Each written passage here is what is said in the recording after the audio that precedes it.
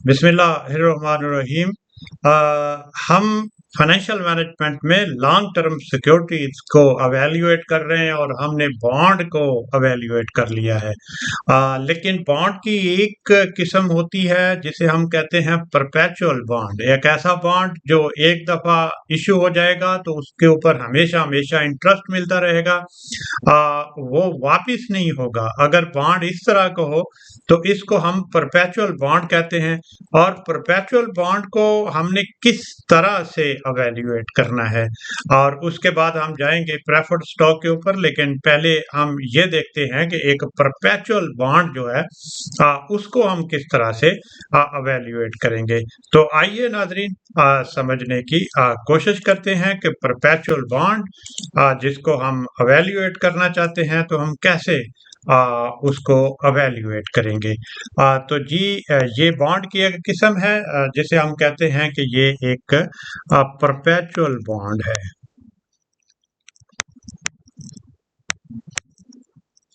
Perpetual bond,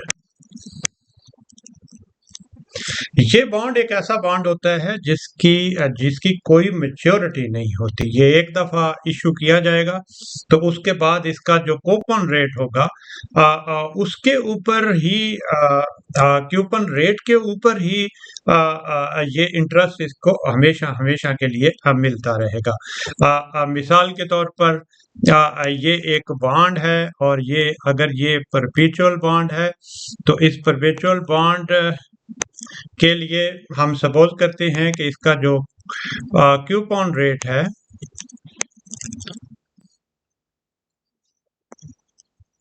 वो 10% है। ये 10% इसका रेट है और ये आपको हमेशा हमेशा के लिए 10% मिलता रहेगा। इसकी पार वैल्यू जो है, अब मैं सपोज करता हूं कि वो 1000 है और इसकी मैच्योरिटी जो है वो इनफिनिट है, यानी कोई ये कभी मैच्योर नहीं होगा। तो इसकी वैल्यूएशन के लिए v इज इक्वल टू, अब देखिए ये हमें आर और ये हमेशा चलती रहेगी। तो ये एक present value interest factor annuity है। तो v इज इक्वल टू, हम कहेंगे कि ये present value interest factor annuity है और जिसकी जो वैल्यू है वो है kd और n इसका इनफिनिट है।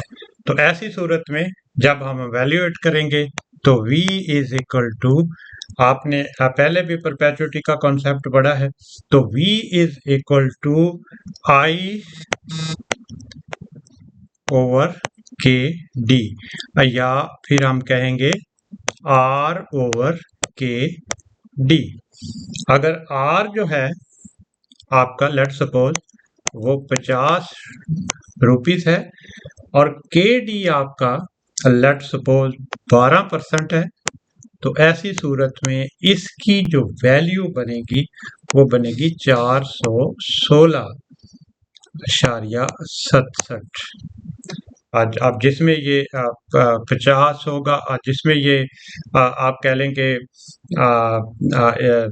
वैल्यू होगी, अगर डॉलर में है तो ये डॉलर में होगा, और अगर डॉलर में नहीं है तो फिर जिसमें ये होगा उसी वैल्यू पे हम इसको लिखेंगे। अगर रुपीज है तो रुपीज लिखेंगे, पाउंड है तो पाउंड लिखेंगे, और डॉलर है तो हम डॉलर लिखेंगे। लेट सपोज कि ये बॉन्ड कॉलेबल है। ये बॉन्ड जो है इसकी कोई मैच्योरिटी नहीं है, और चूंकि ये परपेचुअल बॉन्ड है तो ये कॉलेबल तो हो नहीं सकता। तो इस तरह से हम कह सकते हैं कि हम इस बॉन्ड को अवेल्युएट कर सकते हैं। नाज़रीन, अगर ये परपेचुअल बॉन्ड है तो परपेचुअल बॉन्ड हमेशा हमेशा रहेगा आपके पास, और उसका इंटरेस्ट आपको हमेशा हमेशा के लिए मिलता रहेगा। बहुत शुक्रिया, थैंक यू। तो इस तरह से आप परपेचुअल बॉन्ड को अवेल्युएट